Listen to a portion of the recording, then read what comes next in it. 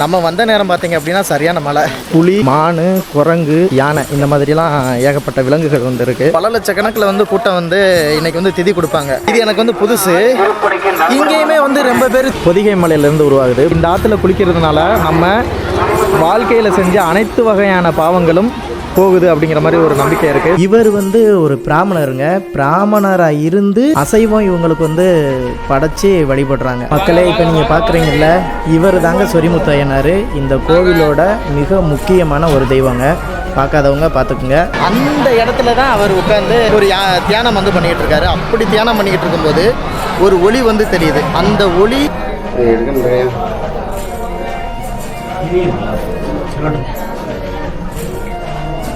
இந்த அகத்தியருக்கு ஐயனார் வந்து காட்சி அளிச்சார்ல, அந்த நாள் தான் இன்னைக்கு நம்ம வந்து ஆடி அமாவாசை நாள். ஸோ இன்னைக்கு தான் காட்சி அளிச்சனால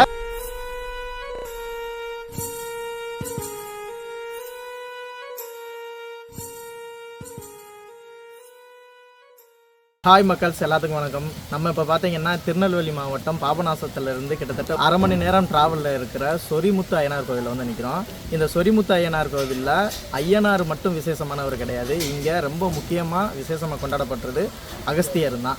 ஸோ இந்த அகஸ்தியர் இருக்கார் இல்லையா, இந்த அகஸ்தியர் நம்மளை மாதிரி மக்களுக்கு ஒரு முக்கியமான விஷயத்தை ஒன்று பண்ணியிருக்காரு. இதனால தான் இங்கே மக்களை பார்த்தீங்க அப்படின்னா கிட்டத்தட்ட இந்த ஆடி அமாவாசை அன்னைக்கு லட்சக்கணக்கில் மக்கள் இங்கே வந்து கூட்டமாக வந்துகிட்டே இருப்பாங்க. அது என்ன அகஸ்தியர் பண்ணார், அது மட்டும் இல்லை, இந்த சொரிமுத்து ஐயனாருக்கான ஒரு வரலாறு ஒன்று இருக்கு. இந்த ரெண்டு விஷயம் தான் இங்க ரொம்ப பிரம்மாண்டமா பார்க்கப்படுது. இது என்ன, இந்த ஐயனார் கோவில்ல என்ன இருக்கு, ஐயனாருக்கும் அகத்தியருக்கும் என்ன சம்பந்தம், இதை பற்றி தான் இந்த வீடியோவில் ஃபுல்லாக நான் உங்களுக்கு சொல்ல போறேன்.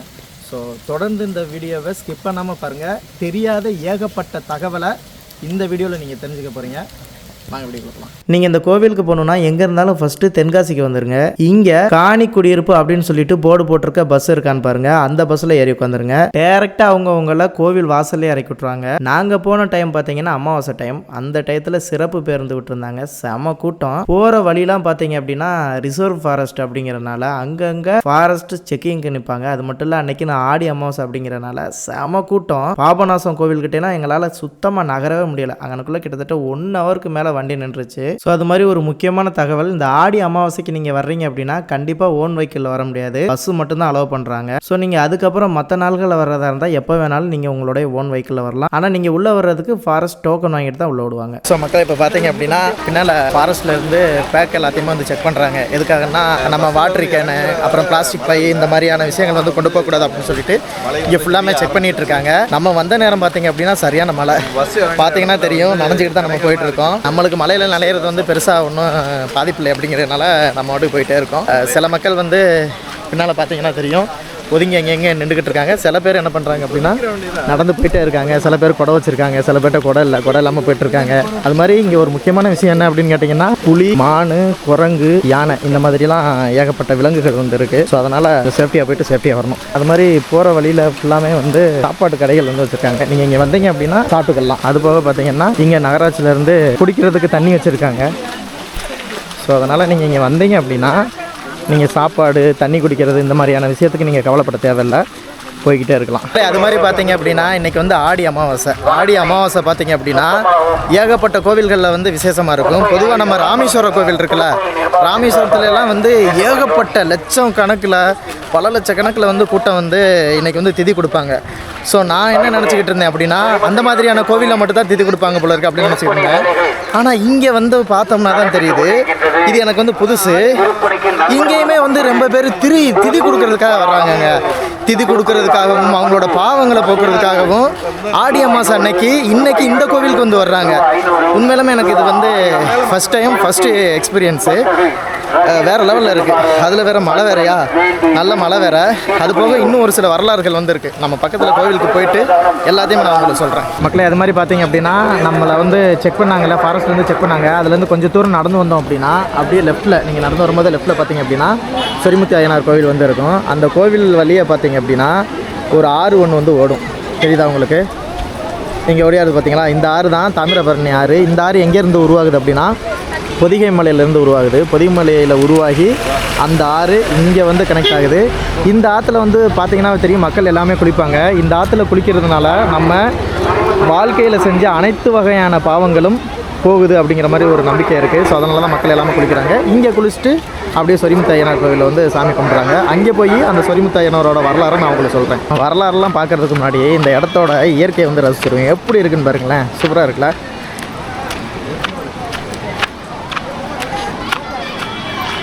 மழை வேறு பெய்யுதா, மழை பெய்யறதுக்கும் இங்கே ஓடுற தண்ணிக்கும் அவ்வளோ அருமையாக இருக்குது.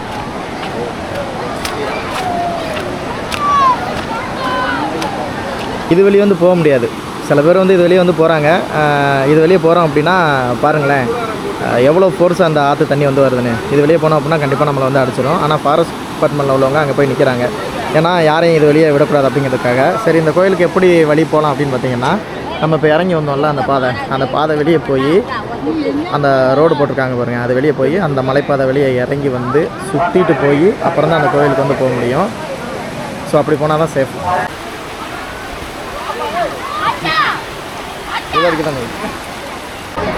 மக்களை இப்போ பார்த்தீங்க அப்படின்னா குளிச்சுட்டு நம்ம ஃப்ரெஷ்ஷாக ஆயாச்சு. அது மாதிரி நம்ம பாவத்தை வந்து கழிச்சாச்சு. இதில் வந்து குளித்தோம் அப்படின்னா நம்மளோட பாவம் வந்து கரைஞ்சி போயிடும் அப்படின்னு சொன்னாங்க. ஸோ ஒட்டு மொத்தமாக நம்மளோட பாவத்தை ஃபுல்லாக அந்த தண்ணியோட தண்ணியாக சேர்த்து கரைச்சி விட்டுட்டு இப்போ கோவிலுக்கு போகிறோம். கோவிலுக்கு போய்ட்டு நான் அங்கே போய்ட்டு உங்களுக்கு ஐயனாரை வந்து காமிக்கிறேன். போகலாம்.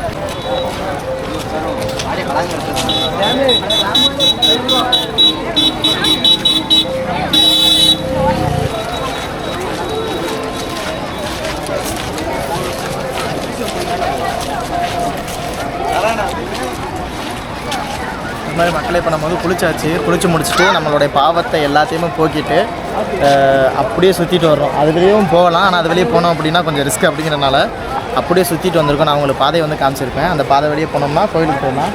கோவிலில் போயிட்டு ஐயாவை தரிசிச்சுட்டு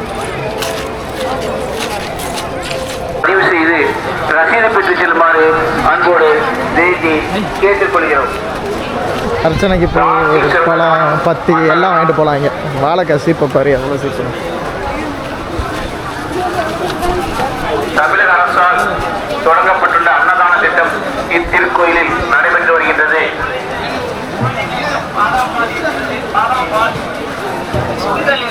பானிபூரி, சுண்டல், அது மாதிரி காணிக்கை செலுத்துறதுக்கு ஏதாச்சும் வாங்கணும் அப்படின்னா நீங்கள் இங்கே வாங்கிக்கலாம். இங்கே பானி சிறப்பாக வச்சுருக்காங்க. ஐயனாருக்கு காணிக்கை செலுத்த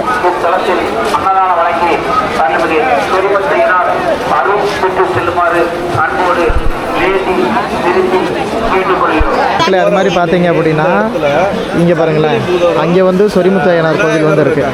கோவிலுக்கு பக்கத்துலேயே பார்த்தீங்க அப்படின்னா சங்கிலி புதத்தார் இருக்கார். அதுக்கு பக்கத்தில் பார்த்தீங்க அப்படின்னா விநாயகர் இருக்கார்.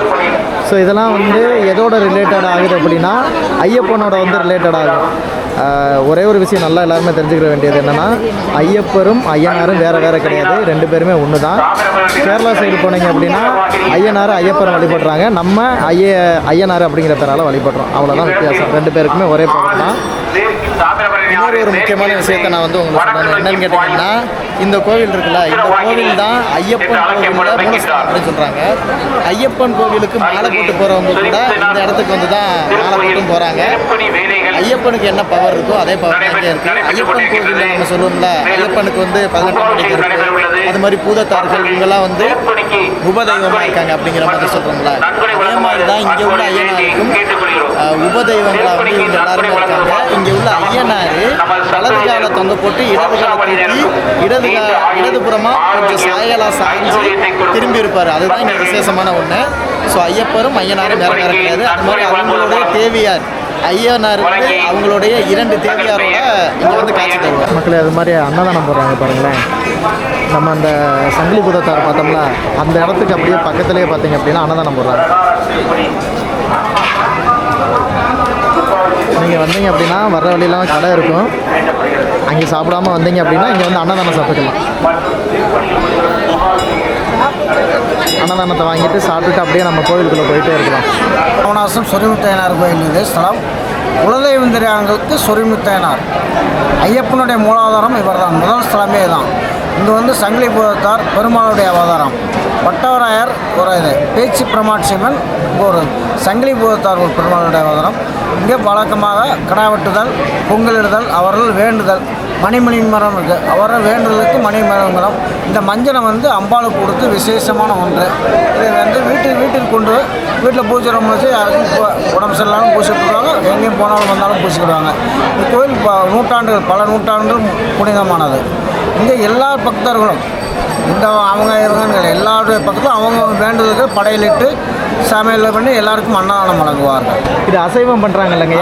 எப்போ பண்ணுறாங்க? அசைவம் பண்ணுறது அவங்க நாளைக்கு தான் ஃபுல்லாக சைவம், நாளைக்கு அசைவம். 2 நாளுமே பூக்குழி நடக்கும். ஓ சரி சரி. எத்தனை நாள் விசேஷமாக இருக்கும் இங்கே? இங்கே 10 நாள் திருவிழா. 10 நாள் திருவிழா. இப்போதைக்கு 4 நாள் தான் அவங்க நடத்துறது. சரி சரி சரி சரிங்க. அது மாதிரி இப்போ இங்கே சொரிமுத்தையனார் இருக்கார்ல, அவருக்கு வந்து அசைவம் வைப்பாங்களா? இல்லை சைவ படப்பு தான். அவர் வந்து சைவ படப்பு தான். அப்போ அந்த அசைவம் யாருக்கு? பட்டவராயர் வந்து பிறப்பில் பிராமணர். ஓ அப்படிங்களா? மணந்தது செப்பல் தெங்குன்னு தொழிலாளர் அந்த அசைவத்துக்கு அதனால் மாறிக்கிட்டார். பொம்மக்கா திம்மக்கா. சரி சரி. அவங்கள அதில் மாறினாலும் அவங்க அசைவ படப்பு அங்கே. சரி சரி. அவர் வந்து நூற்றாண்டு காலமாக அங்கே மாடு மேய்க்கும் தொழில், அந்த காட்டில் பராமரிப்பு மாடு மேய்க்கும் தொழில். அப்போ வந்து கல்லர்கள் போரிடும் போது அவருக்கும் கல்லர்களுக்கும் போர் வரும்போது அந்த எல்லாத்தையும் கொண்டுட்டு அவர் ஈட்டியை கழுவ போகிறாரு. அந்த இடத்துல கழுத்தில் குத்திடுவாங்க கல்லர். அதனால் அந்த அவருக்கு தலை சாஞ்சிருக்கு. அதனால் பிரபல பிராமணர், ஆனால் அசைவத்துக்கு மாறினாலும் அவர் அந்த இது மாறும். அவருக்கு வந்து அசைவப்படப்பு, தலைமை மாட சாமிக்கு அசைவப்படப்பு. இது மாதிரி பார்த்தீங்க அப்படின்னா இங்கே சொடல மாடசாமி, பிரம்மராட்சசி அம்பாள், அப்புறம் வந்து பேச்சியம்மன், இவங்க 3 பேர் வந்து இங்கே வந்து இருக்காங்க.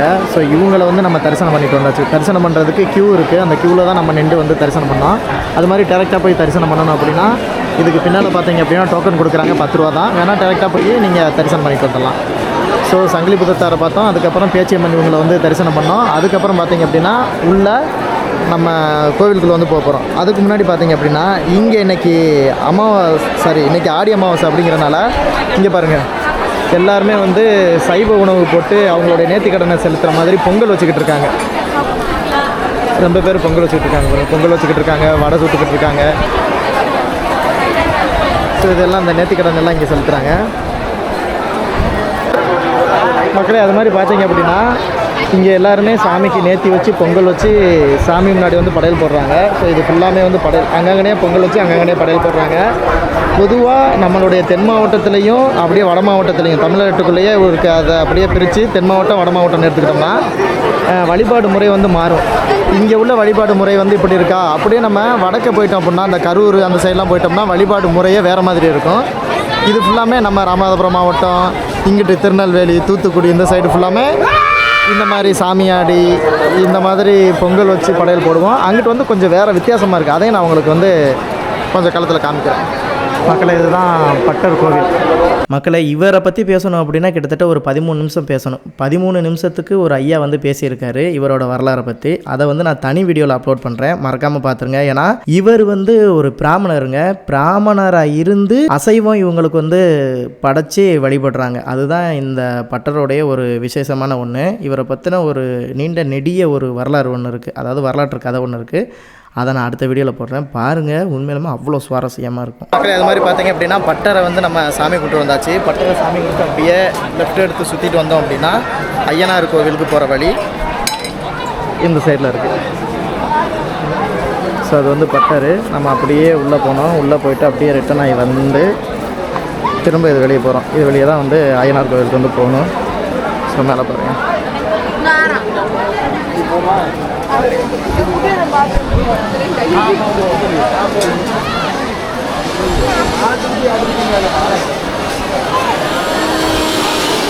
கசமாடன் சாமி சன்னதி.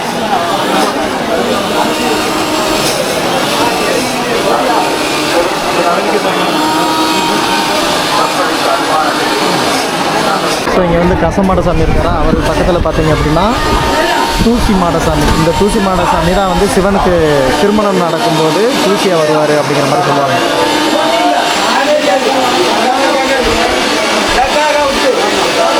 இதுதான் தலவாய் மாடசாமி, இருக்கிறதுலே பெரிய மாடசாமி நினைக்கிறேன். ஏன்னா இவங்களுக்கு தான் ரொம்ப பூலாம் கட்டி விசேஷமாக சூப்பராக கொண்டாடிக்கிட்டு இருக்காங்க. அதோட இந்த சன்னதி மட்டும் தான் பெரிய சன்னதியாகவும் இருக்குது.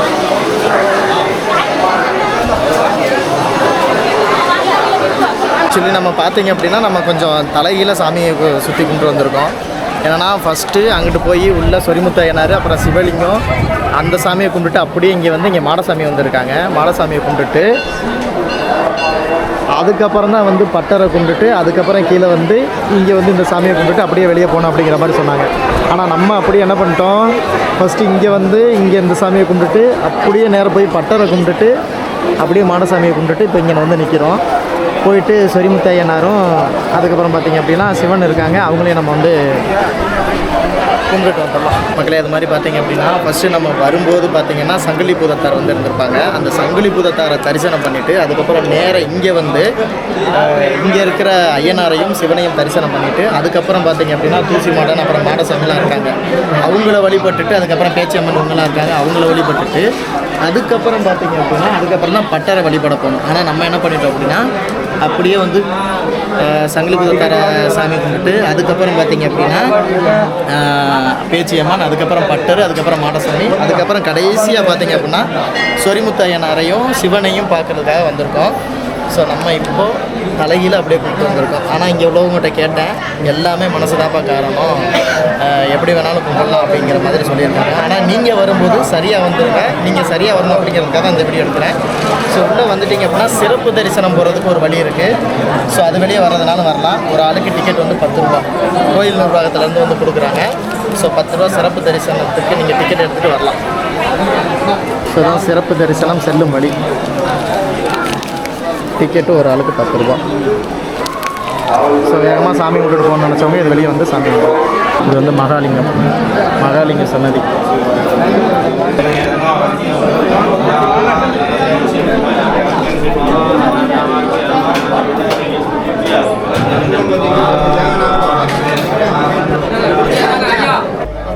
மக்களே இப்போ நீங்கள் பார்க்குறீங்கல்ல, இவர் தாங்க சொரிமுத்து ஐயனார். இந்த கோவிலோட மிக முக்கியமான ஒரு தெய்வங்க.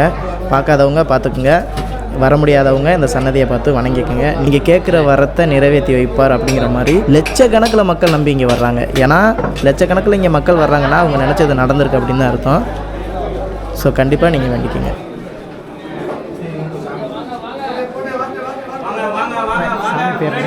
சாமி பேர்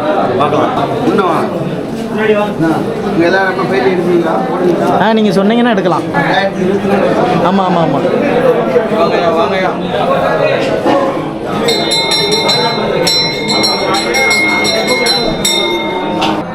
எடுக்க முடியாது.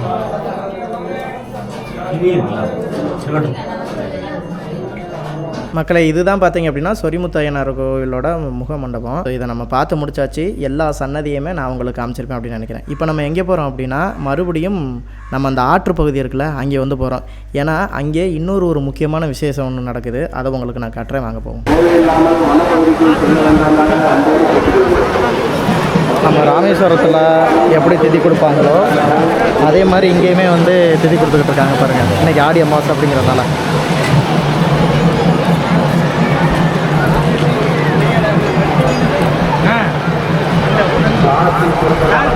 மக்களே அது மாதிரி பார்த்தீங்க அப்படின்னா இங்கேயும் சரி அந்த இடத்துலையும் சரி இது எல்லா இடத்துலையுமே பொதுமக்கள் குளிச்சுக்கிட்டு இருக்காங்க. இது தாமிரபரணி ஆறு.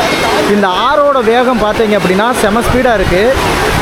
உங்களுக்கு பார்த்தாவே தெரியும் எவ்வளோ ஸ்பீடாக போயிட்டுருக்குன்னு பாருங்கள். அந்த இடத்துலலாம் மிஸ் ஆகி போனோம் அப்படின்னா சொல்லி முடிஞ்சிடும், அந்தளவுக்கு ஸ்பீடாக போயிட்டுருக்கு. ஆனால் அந்த உயிருக்கு ஆபத்து ஏற்படாமல் மக்களை பாதுகாக்கிறதுக்கு நம்ம தமிழ்நாடு ஃபாரஸ்ட் டிபார்ட்மெண்ட்லேருந்து எல்லாருமே கயிறை கட்டி அவங்களோட உயிரை பணைய வச்சு நம்ம மக்களை காப்பாற்றுறதுக்காக இங்கே நின்றுக்கிட்டு இருக்காங்க பாருங்கள். அங்கே பாருங்கள், ஆபத்தான பகுதி, அந்த பகுதியை தாண்டி போய் அவர் நிற்கிறாரு. அவரோட உயிரை பணைய வச்சு நம்ம மக்களை காப்பாற்றிக்கிட்டு இருக்காரு. மக்களே அது மாதிரி பார்த்தீங்க அப்படின்னா நம்ம சாமி எல்லாத்தையுமே தரிசனம் பண்ணிட்டு வந்தாச்சு. இந்த சொரிமுத்து ஐயனார் இருக்கார்ல, இவருக்கு ஒரு வரலாறு ஒன்று சொல்கிறாங்க. அது என்ன அப்படின்னு கேட்டிங்கன்னா, சிவனுக்கும் பார்வதிக்கும் திருமணம் முடியுது. இந்த திருமணம் எங்கேன்னா கைலாயத்தில் நடக்குது. கைலாயத்தில் நடக்கும் பொழுது எல்லாருமே சிவனோட கல்யாணத்தை பார்க்குறதுக்காக அங்கே போயிடுறாங்க. ஸோ அங்கே போனனால என்ன நடக்குதுன்னா அந்த திசை தாழ்ந்து தென் திசை என்ன பண்ணிடுது மேலே உயர்ந்துருது. இதை சமப்படுத்தணும் அப்படின்னு சொல்லிட்டு சிவன் வந்து அகத்தியர் முனிவர்கிட்ட நீங்கள் தென்பகுதிக்கு வந்து போயிருங்க, அங்கே போனால் தான் பூமி வந்து சமநிலைப்படும் அப்படின்னு சொல்லிட்டு அவரை இங்கே அனுப்பிச்சி விட்றாரு. அப்படி அகத்திய முனிவர் வந்து அப்படியே கொஞ்சம் கொஞ்சமாக நடந்து இந்த இடத்துக்கு வந்துடுறாரு. இந்த இடத்துக்கு வந்து நித்திரையில் அமர்ந்துட்டு இங்கே வந்து குளிச்சுட்டு அவர் ஒரு பூஜையில் இருக்கும் பொழுது இப்போ நம்ம பார்க்குறீங்களா பட்டர், இதுக்கு பின்னால் பார்த்தீங்கன்னா சொரிமுத்து ஐயனார் இருக்கார். அந்த இடத்துல தான் அவர் உட்காந்து ஒரு தியானம் வந்து பண்ணிக்கிட்டு இருக்காரு. அப்படி தியானம் பண்ணிக்கிட்டு இருக்கும்போது ஒரு ஒளி வந்து தெரியுது. அந்த ஒளி ஐயனார் அப்படிங்கிற மாதிரி அவருக்கு வந்து காட்சி அளிக்குது. ஸோ அப்படி தான் இங்கே ஐயனார் உருவத்தில் அகத்தியர் முனிவருக்கு ஐயனார் காட்சி அளிக்கிறாரு. அன்னையிலிருந்து இங்கே ஐயனார் வந்ததாகவும் அந்த ஐயனாரை வந்து சாமி கும்பிட்டுக்கிட்டு, அதாவது பொதுமக்கள் வணங்குறதாகவும் ஒரு வரலாறு வந்து சொல்கிறாங்க. அந்த காலகட்டத்துக்கு அப்புறம் அப்படியே கொஞ்சம் காலம் பார்த்தீங்க அப்படின்னா அந்த சாமி வந்து தெரியாமல், யாருக்குமே தெரியாமல், கண்ணுக்கு தெரியாமல் அப்படியே கொஞ்சம் மங்கி போயிடுச்சான். அதிலிருந்து அப்படியே காலங்கள் உருண்டோடிக்கிட்டே இருக்குது. இப்போது ரீசெண்டாக ஒரு 250 வருஷத்துக்கு முன்னாடி பார்த்தீங்க அப்படின்னா இந்த இடத்துல பொதுமக்கள் வந்து வணிகம் பண்ணியிருக்காங்க. வணிகம் பண்ணும்பொழுது வணிக பொருளை ஏற்றிக்கிட்டு வர்றதுக்கு மாடு, ஆடு இந்த மாதிரிலாம் பயன்படுத்துவாங்கள்ல, குதிரை இதெல்லாம் பயன்படுத்துவாங்கள்ல. அப்படி பயன்படுத்தும் பொழுது ஒரு மாட்டில் ஒரு வணிக பொருளை வந்து ஏற்றிட்டு வந்திருக்காங்க. அப்படி ஏற்றிட்டு வரும்போது ஒரு மாடு மட்டும் ஒரு பாறையில் வந்து முட்டிடுச்சான். அப்படி முட்டும்போது அந்த பாறையிலேருந்து ரத்தம் வந்துருக்கு. அதிசயத்தை பாருங்களேன், பாறையிலேருந்து ரத்தம் வந்திருக்கு. அந்த ரத்தம் வரும்போது திடீர்னு ஒரு அசிரீரி ஒன்று கேட்டிருக்கு. அந்த அசிரீரி என்ன சொல்லியிருக்குன்னா எல்லா நடந்த விஷயத்தையும் வந்து சொல்லியிருக்காங்க. சொன்னதுக்கப்புறம் இங்கே இந்த இடம் பார்த்தீங்க அப்படின்னா சிங்கம்பட்டி ஜமீன் இருக்காங்கல்ல, அவங்களுக்கு உட்பட்ட ஒரு பகுதி. ஜமீனும் அவங்களோட சேர்ந்த சேர மன்னர்கள் இவங்க எல்லாருமே சேர்ந்து என்ன பண்ணுறாங்கன்னா இந்த கோவிலை வந்து கட்டி சிறப்பாக மக்கள் வழிபடுறதுக்கு ஒரு ஏற்பாடு பண்ணி தர்றதா ஒரு வரலாறு வந்து சொல்கிறாங்க. அன்னையிலேருந்து தான் இந்த கோவில் இன்னுமே மக்களுக்கு தெரிய ஆரம்பிக்கப்பட்டு ரொம்ப மக்கள் காலப்போக்கில் அப்படியே ரொம்ப மக்கள் வந்து வழிபடுறாங்க. இதில் முக்கியமான விஷயம் ஒன்று, இந்த அகத்தியருக்கு ஐயனார் வந்து காட்சி அளித்தார்ல, அந்த நாள் தான் இன்னைக்கு நம்ம வந்து ஆடி அமாவாசை நாள். ஸோ இன்னைக்கு தான் காட்சி அளித்தனால இந்த நாளை வந்து விசேஷமாக வந்து கும்பிடுறாங்க. ஸோ விசேஷமாக கும்பிட்டோம் அப்படின்னா நம்மளோட பாவங்கள்லாம் போகும் அப்படிங்கிற மாதிரியும் ஒரு ஐதீகம் வந்திருக்கு. ஸோ யாரெல்லாம் எங்கெங்கே இருந்து வந்தாங்களாலும் சரி கண்டிப்பாக வாங்க. ஸோ அது மாதிரி பார்த்தீங்க அப்படின்னா கோவிலில் வந்து ஏகப்பட்ட சாமிகள் வந்துருக்கு. இப்போது ஐயப்பன் கோவிலுக்கு போகும்போது என்ன மாதிரியான சன்னதிகள்லாம் நம்ம பார்க்க முடியுமோ அதே மாதிரி இங்கே ஐயப்பன் கோவிலை பார்க்க முடியுது. போக பார்த்தீங்க அப்படின்னா இங்கே அகத்தியர் இங்கே இருந்துட்டு தான் அப்படியே இங்கிட்டு பார்த்தீங்க அப்படின்னா கேரளா. ஸோ இந்த சைடு பார்த்தீங்க அப்படின்னா ரொம்ப பக்கத்துலேயே பார்த்தீங்கன்னா பொதிகமலை வந்து இருக்குது. அந்த பொதிகமலைக்கு அகத்தியர் வந்து போனதாக வந்து சொல்லுவாங்க. முன்னெல்லாம் பார்த்தீங்கன்னா இது வெளியே அலோவ் பண்ணுவாங்களாம். இப்போ கொஞ்சம் ரிஸ்ட்ரிக்ஷன், புலிகள் வந்து எல்லா, அதாவது ஃபாரஸ்ட் மூலியமாக பிடிச்சிட்டு வர புலிகளை ஃபுல்லாக இங்கே தான் விட்டுறாங்க. அப்படிங்கிறதுனால மக்களுக்கு பாதுகாப்பு இல்லை அப்படின்னு சொல்லிட்டு இந்த பக்கத்தையும் அலோவ் பண்ணாமல் கேரளா பக்கத்தை அலோவ் பண்ணிகிட்டு இருக்காங்க. ஸோ இது தாங்க எனக்கு தெரிஞ்சு நான் படித்த வரலாறு. எனக்கு தெரிஞ்ச எல்லா வரலாற்றையுமே நான் இந்த வீடியோவில் சொல்லியிருப்பேன். இங்கே வந்து எல்லா பகுதியுமே நான் உங்களுக்கு காமிச்சிருப்பேன் அப்படின்னு நினைக்கிறேன். இதே மாதிரி அடுத்த ஒரு வீடியோவில் உங்களை வந்து பார்க்குறேன். அது வரலும் பாய்.